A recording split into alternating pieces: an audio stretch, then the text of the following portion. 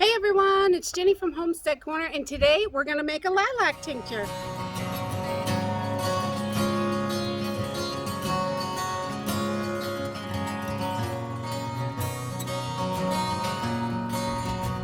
So it is officially spring here in Maine. When the lilacs bloom, we know it is officially spring.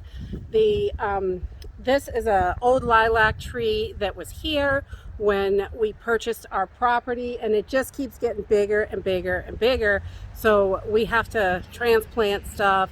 We've sold a few of the little shoots and stuff, and that is a great thing to do if you have lilacs. They go for about $15–20 a shoot, so which is a nice little income to earn a little bit extra. Today we are going to be making a lilac tincture, which has been used for forever, lots and lots of years.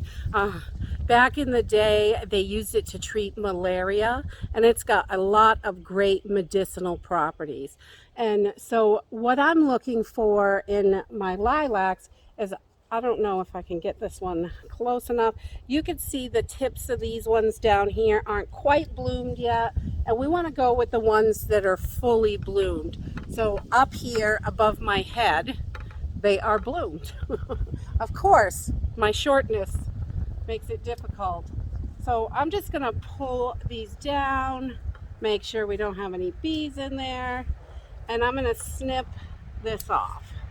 So like this, you want the whole thing to be bloomed, so as much as possible. If there's one or two, that's okay. But like some of these are like only half bloomed because it's really early in the season.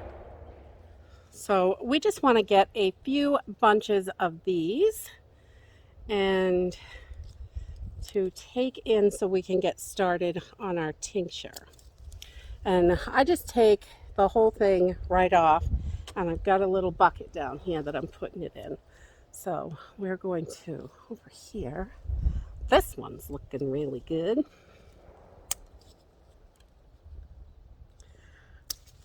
And I just kind of cut them at a little diagonal just to help the tree heal, or bush, or whatever you want to call it. And we're just going to grab some of these. And I'm going to get enough so I have enough blossoms to fill a pint-sized jar, because I don't make giant tinctures. You can, but I just make small ones because I'm just making them for my family, and you really don't use that much. So I'll bring you back once we get them all picked. So we've got all our lilacs picked, and I've got just, I don't have that many, but you want enough blossoms to fill, or about 3/4 of the way of your mason jar. And I just take these, and I don't wash these, but if you see anything in here, some organic matter, you get little pieces of stuff that fall out, I take them and just bang them on like a rack or something like that. I have just this dish drainer. This works perfect. And or a colander or something. Just kind of bang them up a little bit, and then we're just going to pull these little blossoms right off. So you've got just the blossoms, and that's all we're going to use for the plant in this tincture. These are 100% edible. You can eat these, and we just want to pull that little stemmy stuff out. And if you miss a piece, it's not a big deal. These are great if you like a little floral flavor. You can pop these right into a little fruit salad or something like that. Dress up your meals a little. And we just try to get as much of the stem off as we can. And it's not a huge deal, but we just like that florally taste. And I am not a huge fan of the flavor of tinctures because they're very heavy in vodka. So I like to add them to teas and things like that. We use it, you can make a salve with it. There's so many things you can do with this tincture, and it really is so wonderful.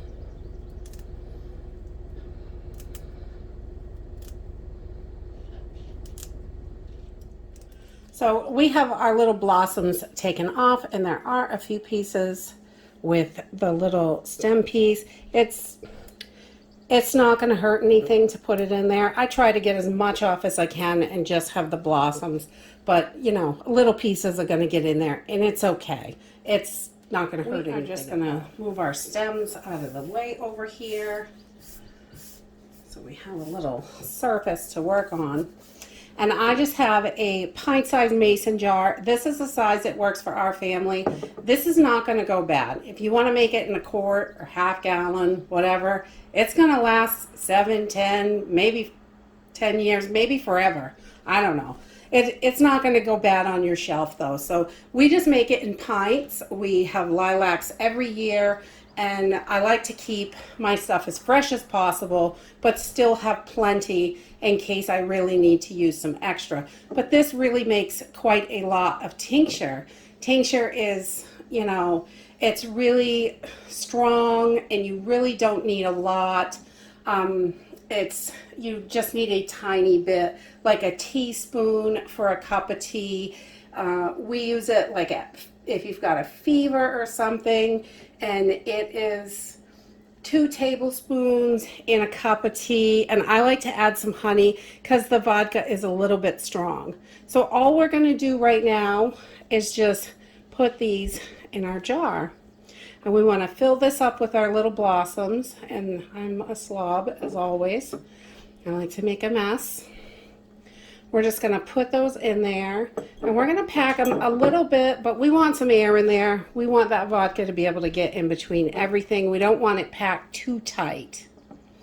And I have only used maybe 5 or 6 stems of flowers. It really doesn't take tons. It takes more than you think, but because, you know, one of those blossoms will fill this jar whole, but once you rip it apart, you need some more.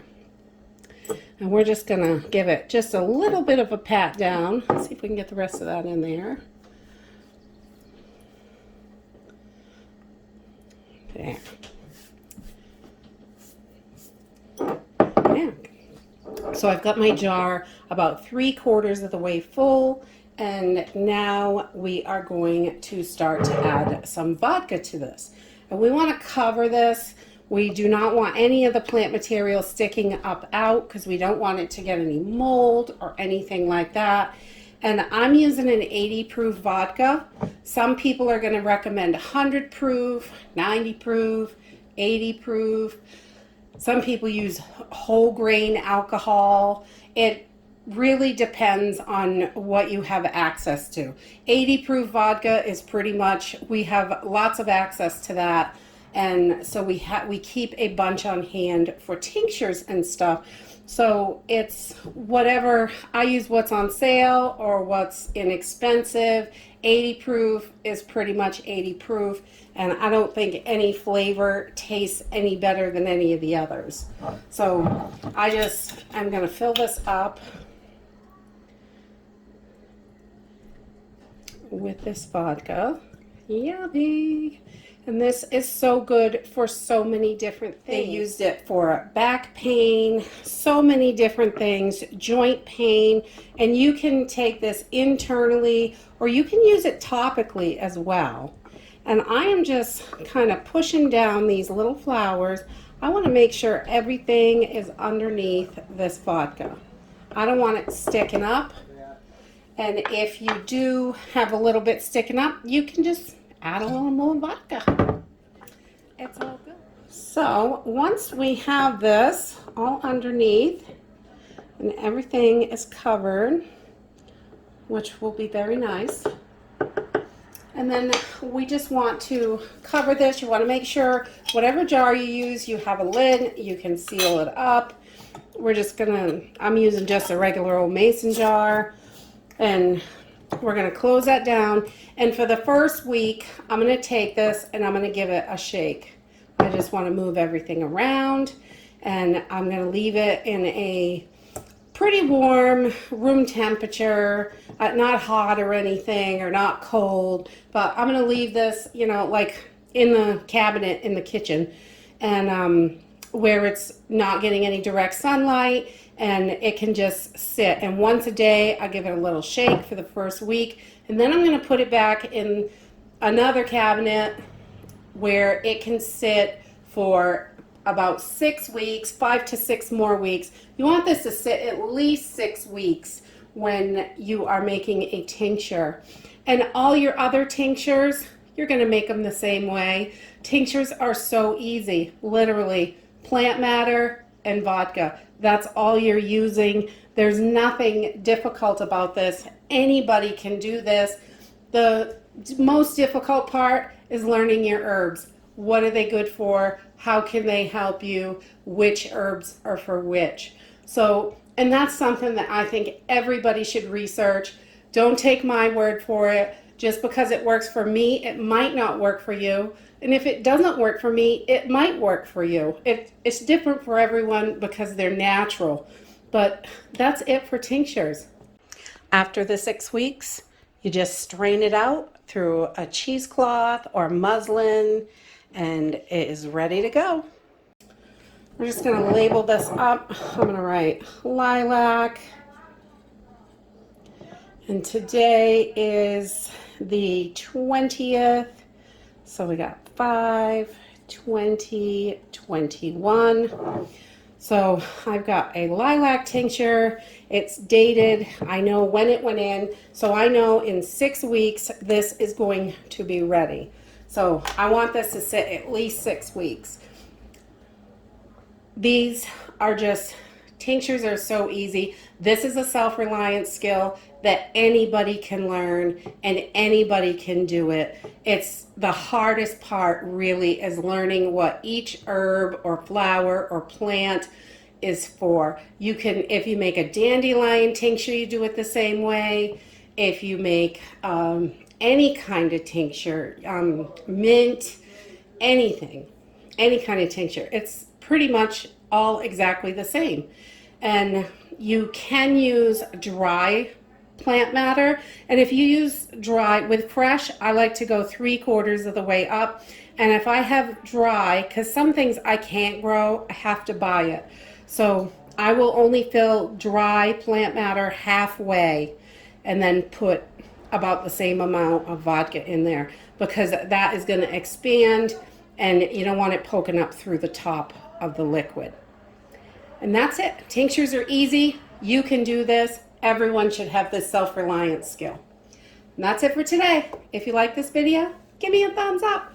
Subscribe. We'll see you in the next video. Bye.